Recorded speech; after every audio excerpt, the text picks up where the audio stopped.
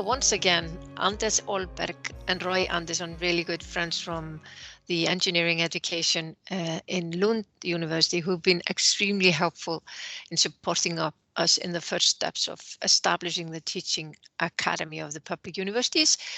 Thank you for being here and discussing the application process, which is troublesome for it should be, and it's everybody that I have talked to says this is really was an interesting thing to do, and I enjoyed it, but it was a lot of work, and they feel kind of empowered after doing it.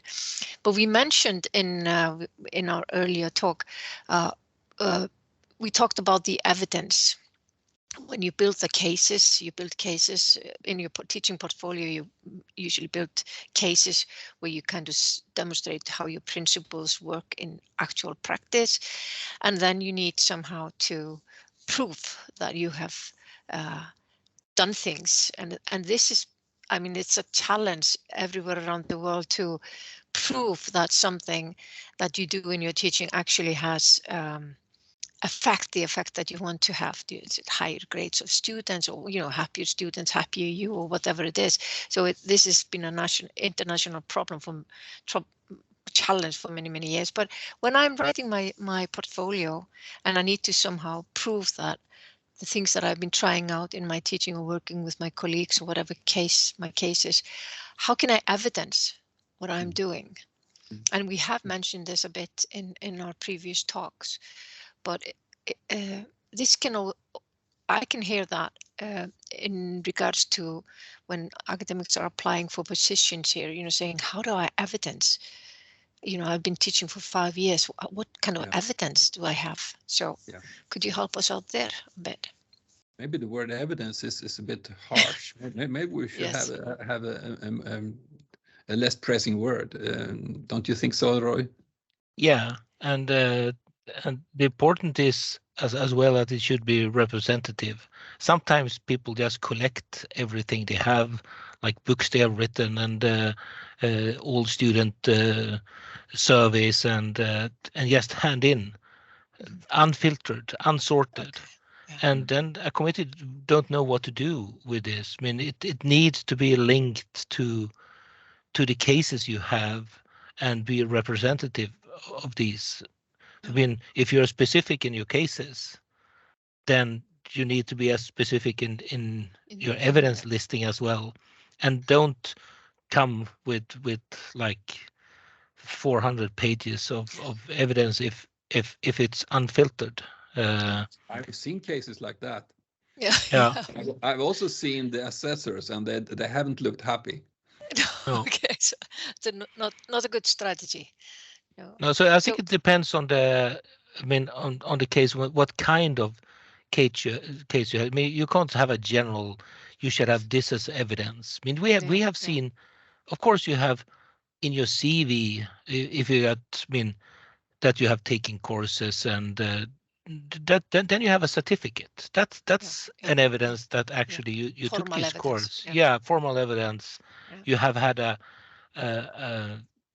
formal position as study director or so. These are easy. And if you have written articles, conference presentations, then you have abstracts that can support. But you might have been involved in policy statements and documents, and that is also an evidence that I was responsible for taking on board this policy on teaching and learning at my faculty. That's a document. That's an evidence. That's artifacts that you have done. And for courses, you have course plans, program plans. There could be self-evaluation, student evaluations. Teaching material you have done, not just books, but you have made assignments and assignments that is really helpful for students and so there is many important thing. My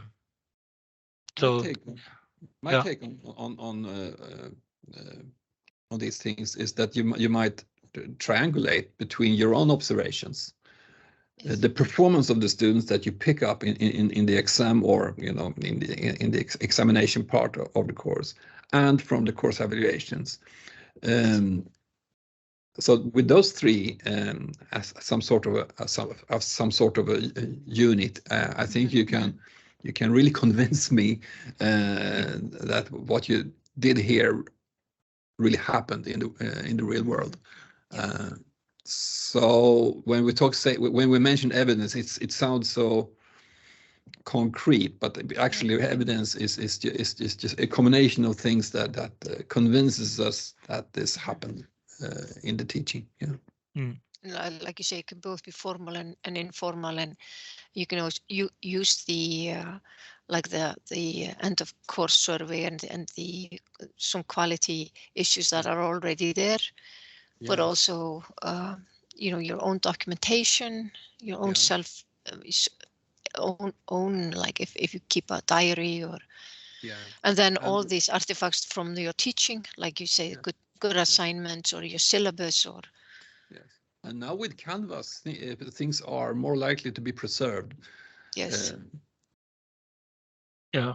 And you have the official systems with all the student data. I mean, the students' results, the students' production, and I mean how.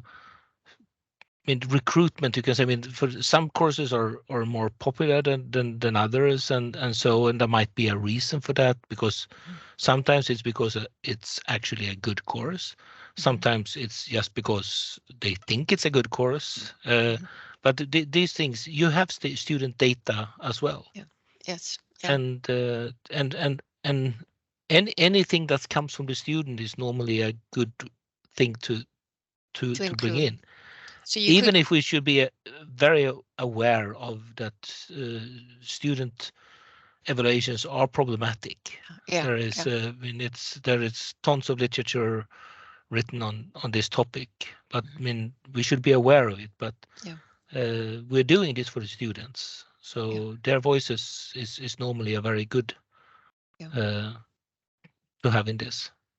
And you could use students' assignments which they hand in as example, or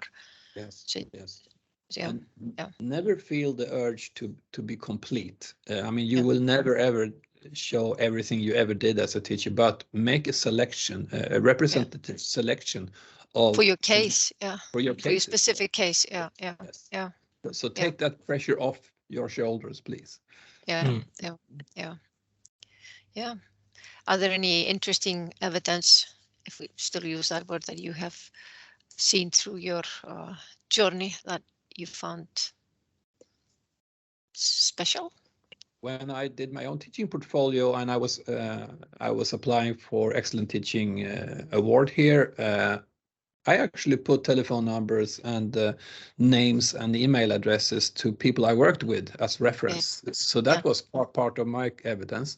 And in fact, there were phone calls made to check whether or not my stories were true or not. So I guess that is a very specific thing I do remember from being assessed myself. And I think that's an important thing, because collegiality is an important thing.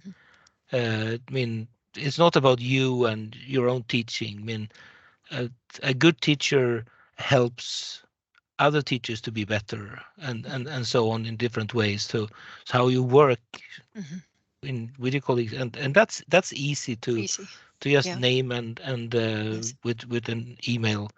People don't call; they write emails nowadays, Anders. Or they use some other quick social media that neither of us are using. So no, but I think that's collegiality is an important thing. That's one observation I have here, and that is when I see a whole range of teaching portfolios, people have quite a tendency to look a lot on the course evaluations and very little on the exam results or in the learning outcomes, on the actual learning outcomes. And I think there's a little bit of an unbalance between those two. I think you should look at both with the same with the same view and not disconnect them from each other, basically. Okay, yeah.